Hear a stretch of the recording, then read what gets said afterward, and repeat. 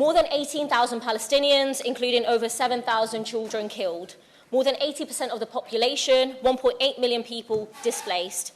Almost 100 journalists killed, the highest in any global conflict in more than 30 years. And more than 100 UN aid workers killed, again, more than in any conflict in UN history. This weekend, the UN warned that half the population of Gaza is facing starvation. Mr. Chairman, behind these horrifying statistics are real people. People with names, hopes, dreams, families, friendships, just as real as yours and mine. And so I'd like to start this debate by talking about Noor, a 17-year-old student from a town just south of Gaza City who wanted to be a doctor when she left school. In a page recovered from her diary, Noor spoke of her hope to make her family proud. Noor was killed when an Israeli airstrike hit her home on the 11th of October. I'd also like to talk about 26-year-old Safa and her baby girl, Eliana, who were killed in their sleep when an Israeli fighter jet bombed their house in the southern city of Rafah. And then there's Reem, whose lifeless body was cradled by her grandfather after her family home in Al-Nusra refugee camp was hit by a strike. Her grandfather, Khalid, stroked her hair and kissed her goodbye for the last time, pinning her earring to his jacket as a badge to remember her by. She was the soul of my soul, he said. But Mr. Chairman, the horror is so extreme, it would be impossible to talk about all the people indiscriminately killed. Just to list the names of all those who've been killed, let alone tell their stories, would nearly take 20 hours.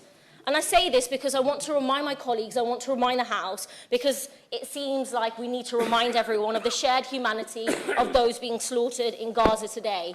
And I do this because whether we like it or not, this place is deeply complicit in the atrocities we are seeing being inflicted on the Palestinian people. Not only does the British government provide vital diplomatic support for Israel, most recently joining the US as lone voices, refusing to call for a ceasefire on the UN Security Council, a move that the US shamefully vetoed, but we also supply the Israeli military with hundreds of millions of pounds worth of arms. The true figure actually is shrouded in secrecy. Though what we do know is from open export licenses, where arms companies can export an unlimited quantity of specified equipment with no further monitoring and no tracking of their total value. But what we do track is called closed export licenses, and we know that the government has handed arms licenses to the Israeli government worth £474 million since 2015. Included in these licenses are parts of F-35 fighter jets, that stealth aircraft that are currently unleashing hell on Gaza. According to US arms company Lockheed Martin, who are the lead contractor for these jets, they are, and I quote, the most lethal fighter jets in the world. And in British factories, 15% of parts for these aircraft are made, including at a factory in Brighton, which makes the weapon release system on the jet, allowing it to unleash deadly airstrikes on the people below. So we have to ask the question, was it a British-made release system that sent death screaming onto Safa and her baby girl in Rafah? Was Noor robbed of her dream of becoming a doctor because a British-made weapon fired an airstrike on her home? And were British-made arms involved in robbing Khalid of his beautiful granddaughter?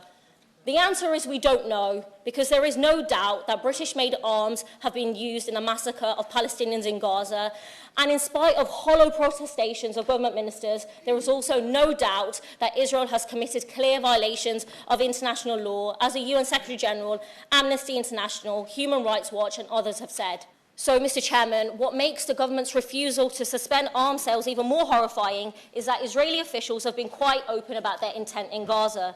At the beginning of the assault, an Israeli military spokesperson said the emphasis in bombing was on, and I quote, damage, not accuracy. Another official promised to turn Gaza, again I quote, into a city of tents, while the former head of the National Security Council said that the aim was to make Gaza, and again this is a direct quote, a place where no human being could exist.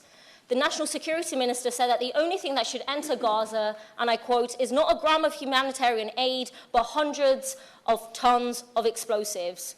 And more recently, an Israeli minister said that the war would be Gaza's Nakba, a reference to the 1948 catastrophe where hundreds of thousands of Palestinians were forcibly expelled from their homes and never allowed to return. Mr. Chairman, With this stated intent and the actions that match it, UN experts have warned, and I quote, of a genocide in the making. So let us be clear. If this is a genocide in the making, British-made weapons are almost certainly part of making that genocide happen.